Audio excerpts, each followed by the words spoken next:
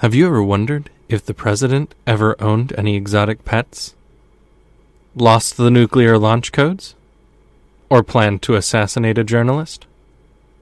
Well, get ready to learn and find out here on Funfacts with Matthew Homan. Before we get too far along in the show, I just wanted to give a quick shout out to our first patron on Patreon, the incomparable Leslie, you beautiful unicorn who never lets their chapstick run through the dryer. Also, I have a quick challenge to all of our listeners. If you like our show and you would like to see us do a little bit better, and you think that some of your friends may actually enjoy listening to the show or learning some fun facts, please share us on social media. Just one share can reach 10, 20 people, and that helps our little podcast grow. Thank you very much, and I hope you enjoy the show.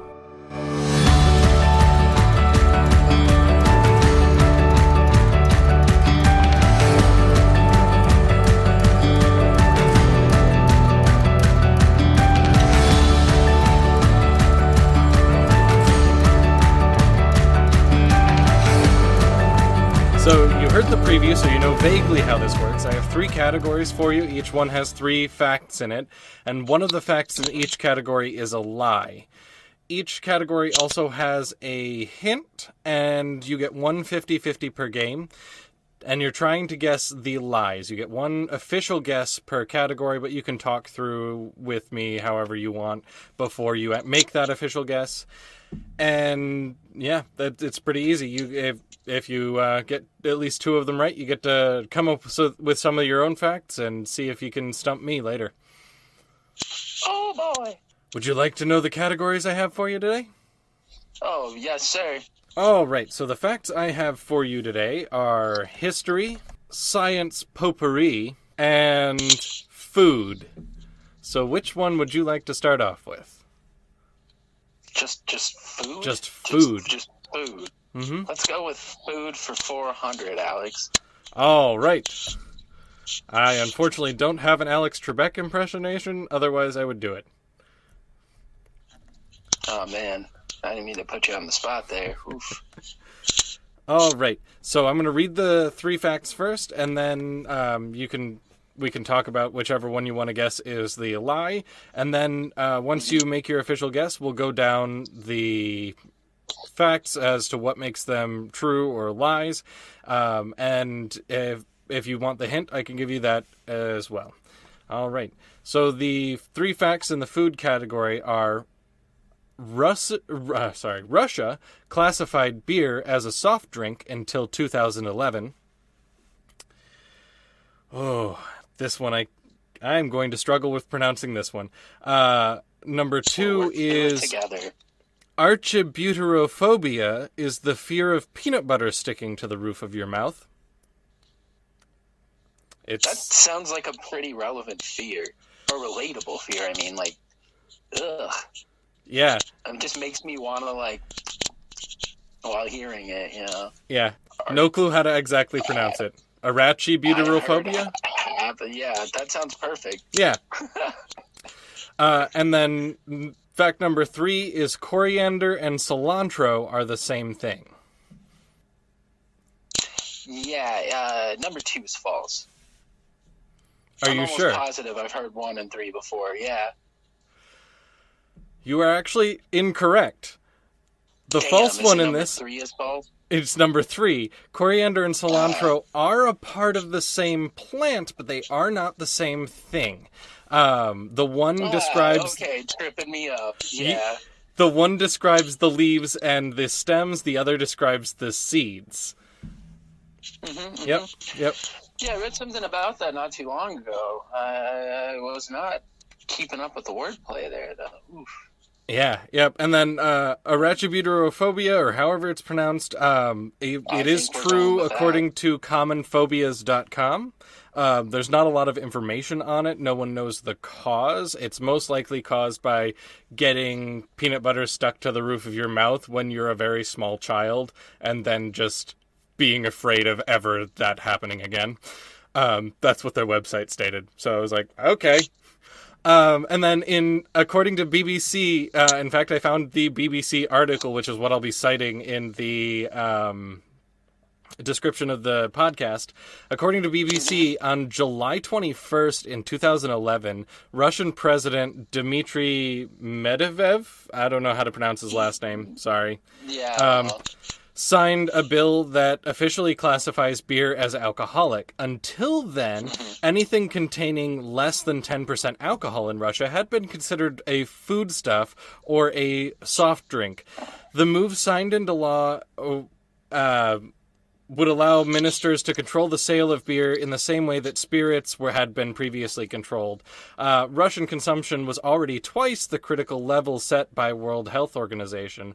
Although vodka had previously been the traditional tipple of Russia, beer had soared in popularity, being marketed as a healthier alternative to spirits. Over the decade before 2011, so 2000 to 2011, beer sales in Russia rose more than 40%, while vodka sales had fallen by 30%. Correspondents at the BBC said it is more common to see people swigging beer in the street and in parks as though they are just drinking a Coca-Cola. Wow. Yeah. I'm not going to lie. If I hadn't read something about that previously, I would have picked that one as false, strictly because it almost sounds like an offensive Russian stereotype or something. It and then does. You find out that it's just, no, that's just Russia. Yeah. And speaking of which, what are you drinking? I am drinking the Scotch and soda, my friend. I have just recently discovered that I love this. I actually really usually prefer bourbon or shit whiskey if I'm broke, but Scotch with just a splash of club soda, it's a damn game changer. It's way better than Scotch by itself. Yeah. What are you drinking? I have an Irish coffee. Sort of an Irish coffee. It's not made with Baileys, but it is made with an Irish whiskey. I made it with rum chata instead of Baileys. That actually sounds kind of good. You like those cinnamon notes in the coffee? Yep. And actually, I made it with it's a butter pecan flavored coffee. With cinnamon, yeah, that sounds like dessert. Oh, it's delicious. And then I use Tullamore Dew instead of Jameson because I find Jameson a little bit harsh on the back notes, whereas Tullamore is real smooth and blends well with the coffee flavors wise. So, yeah. That's good thinking. Plus, I think Jameson's so overrated. I don't understand why that's the one Irish whiskey everyone knows about when there's like dozens of good Irish whiskeys out there, and yet I can only name like 3 because of going to O'Duffy's and having them be like, "Oh, let me show you a thing or two about good Irish whiskey." Oh yeah, yep. Yeah. That's a place I haven't been in a long time. O'Duffy's. I haven't been to a bar in general in a long time. I think the last bar I was in was Harvey's, and I think I was there around this time last year. Oh, wow. I was at Harvey's like a week before lockdown. That is my go-to. I practically live there. Oh, right. So what category would you like next? Science potpourri or history? I'm going to save the best for last, so let's go with history. All right. I have a feeling I'm not coming back, though. I started off way too confident. Oh, no. Just absolutely got this wrong. You'll end up coming back as a guest. You might just, you're a host. You're not a guest. I'm the guest, and you're the host, because I think it's funny. Factor. So you'll end up coming back several times just to be on the show, but you only get to bring your own facts if you win. Fair enough. Yeah. I'll have to bring my A game next time. Yeah. All right. So the 3 facts in the history category. Fact number 1: Calvin Coolidge owned a pair of tigers. So President Calvin Coolidge owned a pair of tigers while he was in office. 2: Former President Bill Clinton lost the nuclear launch codes. And 3: Richard Nixon plotted to assassinate a journalist.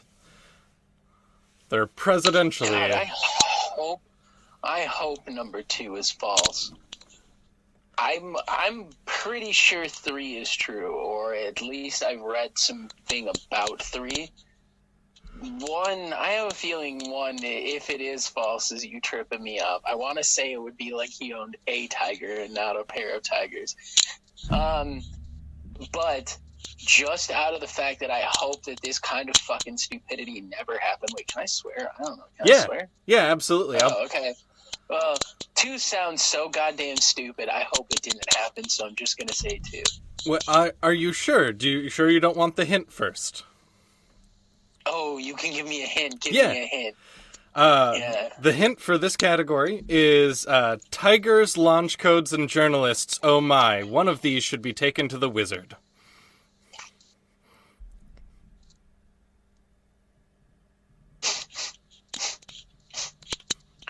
What? And then you also have 150-50 per game as well, so. Oh, that's true. I'm gonna be ballsy and pretend I know more about science than I do. Hit me with the 50-50. Let's give it up on history. All right. So number 2 is actually true. Former President Bill Clinton seriously lost the personal ID number needed to confirm the nuclear launches. And not just briefly, he lost it for several months. It was all fixed when they actually just issued him new codes like they're supposed to every 4 months. But it was according to the previous chief of staff who was underneath of Bill Clinton, and the only reason we now know about it is because he wrote about it in his memoir. So those of you who can't see, which I guess is everybody, my mouth was hanging open the whole time he said that. That is absolutely ridiculous. What I want to know... like keys a couple times and freaked the hell out, but at least that doesn't risk everyone else's safety. Right? Oh my god. Right? Isn't that insane? That's insane. Yeah, so it's between the other two. The other two are... One of the other two is false. You would think we'd impeach people for pure stupidity. Well, I mean, gestures broadly. Oh, wow. I won't get into politics, but wow. One is false. That is correct. I'd be very surprised. Or I wouldn't be surprised at all, to find out Nixon tried to assassinate a journalist. Yep. Calvin Coolidge actually owned a pair of lions, not a pair of tigers, and the lions' names were Tax Reduction and Budget Bureau. They were a gift from, I can't remember what country, but the Coolidge Foundation, which is the charity that he started and his wife started, actually does corroborate that is a true fact. So nothing puts the fear of God into you like tax reduction and budget bureaus, I guess. Right. Oh my goodness. And then, yes, Richard Nixon did try to assassinate a journalist. The journalist was Jack Anderson, and according to NBC News, the plot included ideas such as putting poison in Anderson's medicine cabinet, specifically in his aspirin bottle, or exposing him to large amounts of LSD. Thankfully, the plot was abandoned, but only abandoned after the co-conspirators were already arrested for Watergate. Still stupid. The aspirin bottle, that's A-plus assassination, in my opinion, right? Like, that's smart. You poison somebody in it. But just slipping them a bunch of LSD? Really? That's like... Richard Nixon, so what can I say? That's like a B-movie villain right there. And maybe not even like the real villain. That's like somebody who gets caught early on because their acts are stupid as hell. So what you're saying is Richard Nixon in Futurama? Kinda, yeah. That's the shit I'd expect the head of Richard Nixon to do. The head of Richard Nixon. All right. We'll move on to the last category here. Science potpourri. Potpourri. Yeah. All right. Sorry to steal your thunder. So the 3 facts here are... Other than the present day, there is no evidence that anyone believed the Earth was flat. And 2, apples are daisies. And 3, in Japan, the John Hughes movie Weird Science is known as Electric Venus. I told you, it was science potpourri. This one makes me iffy, right? Because I'm almost positive number 1 is false. Like, for the most part, most people thought that the Earth was round, but, like, there were still some people who thought the Earth was flat. But, man, I don't know where you get your sources, though, because, like, some sites might disagree with me on that. Whereas, like, the other two, I don't know. I've never seen an apple blossom. I don't know what technically makes a flower a daisy. And Japan, wow, yeah, I've seen so many mistranslations. I mean, why would all our base belong to us be? I mean, if mistranslations weren't a thing, you know. I already got it wrong. Oh, your base belonged to us, yeah. Wow, a mistranslation. Hit me with that hint, good sir. So, because this category is such a strangely structured category, this hint is a bonus 50-50. Number 1 is actually true. Other than the present day, there is no evidence, being the key word, that anyone believed the Earth was flat. In fact, when Columbus was presented his theory that the Earth was a pear with a succulent nipple at the top, Columbus's actual theory, it was already established that the approximate size and roundness of the Earth. In fact, the ancient Greeks had guessed that the circumference of the equator was about 25,000 miles around. We now know that they were only 99 miles off. The circumference of the Earth is actually 24,901 miles around. So I did know that about the ancient Greeks. I did not know Columbus was as ridiculous as he was. Yeah. Holy shit. Like, I'm about to spend some time researching on the internet some of these answers, because that pear thing, woo. Yep. So he thought that if he sailed from Europe, which was in the top of the pear, so he thought if he sailed out of the top of Spain, he could go around the top part, which was much smaller than the bottom part, and then be on the other side of the world and get to India. He ended up sailing at a weird southwesternly kind of direction and never recovered. Oh, wow. That's all sorts of bass backwards, too. Like, imagine if he actually made it to India. It would have taken him, 4 or 5 times the amount of time it took him to make it to the New World? That's wild.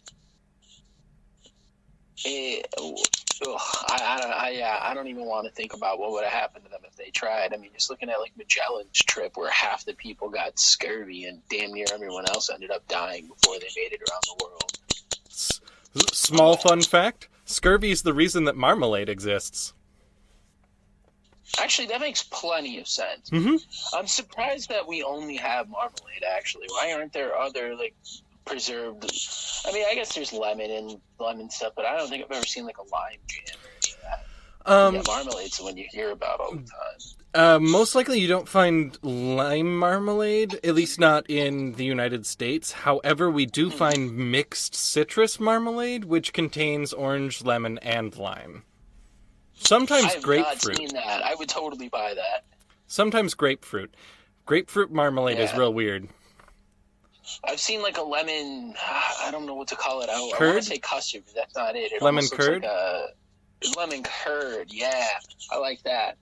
But, yeah, aside from that, I've really only ever seen orange marmalade. Yeah. I have to look around for that. If you want other marmalades, you have to look in, like, specialty jam shops, which are hard to find in the United States. The only one I know of is in Traverse City. I visited a lot, but I don't think they had citrus. They always had, like, various berry stuff, because cherry capital of the world. Right. Or so they say, so... So your choices are between apples or daisies, and in Japan, the John Hughes movie Weird Science is known as Electric Venus. Electric Venus. I'm trying to remember what an apple blossom looks like. Because daisies, it's like a very specific petal arrangement, if I'm not mistaken. Yeah, daisies have the long, thin petals, but apple blossoms are short, round petals, and there's generally only 4 to 5 of them. It's the national state flower of Michigan. The national state flower of Michigan? National state. That's not correct. It's the state flower of Michigan, Cassidy. National state sounds like a dystopian movie, like a Red Dawn or something. Right? Yeah. Or like a politically themed punk band.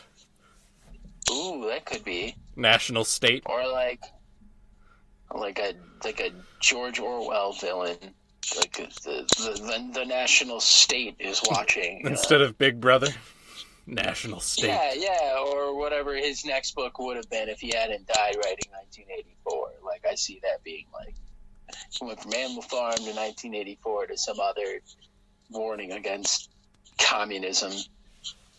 Well, you know. We're gonna go with Japan. I don't think that they messed it up that bad, but who knows? Mistranslations are a thing. Are you sure? No. This is Who Wants to Be a Millionaire right here. Is that your final answer? I don't know, Regis. Is it? I don't know, though. Do daisies come out of the ground, or do they grow on trees? They do not grow on trees. Well, then okay, well, now I don't know. We're going to say number 2 is false then, but you're tricking me. Let's go for it. If I have to come back and what's the word I'm looking for? I said it earlier. Whatever, I've been drinking. If I have to come back, I have to come back. Let's do this. Number 2, final answer. It's false. All right, you are correct. Apples are roses, not daisies. Apples belong to the family... They belong to the family Rosaceae, which contain loquats, cherries, raspberries, meadowsweets, firethorns, rowans, and of course roses. What? All right. Is there some sort of genetic distinction they're going with here? Because looks-wise, I mean, I do know what cherry blossoms look like. They're my favorite flower, and I would never compare them to roses. No, but cherry blossoms are very comparable to apple blossoms. They're in the same... Okay, that makes sense. Yeah, they're in the same family. They're not in the same genus or species.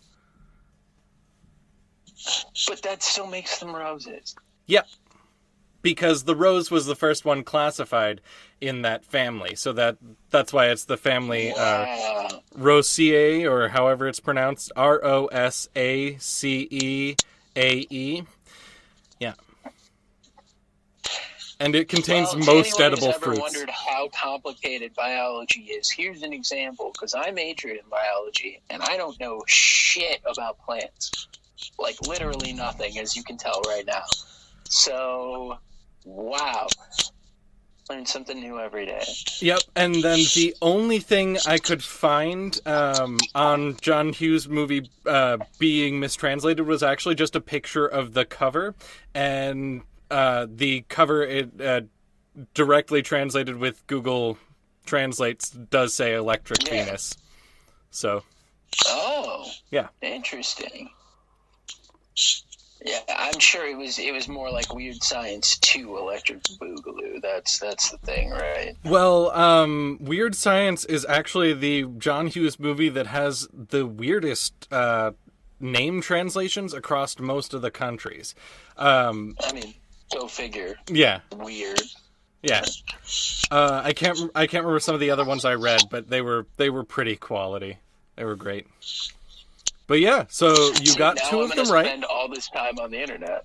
Excellent. Yeah, I had to nudge you in the right direction a couple times, but you got two of them right. I appreciate it. I mean, there's gonna be people listening like, "How did you not get that, you idiot? He was leading you there the whole time." I mean, I do my best because I want my friends to win, and y'all are all my friends. Yeah. I want you to be smarter than me. What if I'm a real jerk and I just come out swinging with facts and don't help at all? Well, then you will have to listen to the other episodes before you come swinging out, because my facts get really weird. I can. Oh, well, of course I'm going to. Yeah, I have to. You make it sound like that's a punishment. Oh no, but if you're gonna come up with some weird facts, I might know them. Let me see here. Oh, That's a good point. on episode 1, which was with Ayla, one of the facts I gave him was that Napoleon was attacked by a horde of bunnies. I think that's true. It is. It is true. It's very true. Yep. Yeah. I spend. I don't know a lot about very many things, but I know a little about a lot of things because I spend pretty much all of my free time listening to edutainment videos on YouTube. But it makes my shit blend together pretty badly, so sometimes I think I've heard something that I haven't heard. I really enjoy video essays about Disney. I don't care, some of the Disney, explanations of Disney park rides and, how they came to be, and, some of them, movie histories, how Frozen actually was in the works since the early 60s, and they were trying to adapt the Snow Queen, and it just didn't adapt well, and slowly it just morphed into Frozen. I love just listening to weird, long explanations about why Disney is. Well, I just learned something there. Also, talk about a development hell success story. I feel like most things that take forever to develop end up sucking, but, I don't care what anyone says about it being overrated. Frozen's great. I still listen to Let It Go. What I think is fun about Frozen is the guy and his wife who ended up writing it, Robert and Kristen Lopez. Robert did the music for Book of Mormon and Avenue Q before doing... Both fantastic. Before doing the music for Frozen. And then him and his wife also did the music for Coco. I actually haven't seen that yet. I'm a little behind on my Pixar movies. I haven't seen, the last 3 that came out. I'm going to say Coco's the best one that's come out within the last couple of years. Really? Okay. Yeah. Frozen 2 is massively overrated, if you haven't seen it yet. I haven't, but I wasn't as interested in the second one. Honestly, it took me forever to get around to Frozen, but I was pleasantly surprised. Yeah. The only reason I ended up seeing Frozen right when it came out is because it was, one of the first movies we had at the Alamo. Oh, that makes sense. Yep. Yeah, I started working there, a couple years after that. Yeah. I worked there open to close. This show is recorded, produced, directed, and edited by Connor J. Cassidy, with music by Sounds Like Sanders. Our podcast is hosted on podserve.fm, and our music was found via soundstripe.com. Please follow us on all social media at funfactswith, and if you like the show, consider supporting us on Patreon. Thank you very much for listening, and until next time, have a nice day.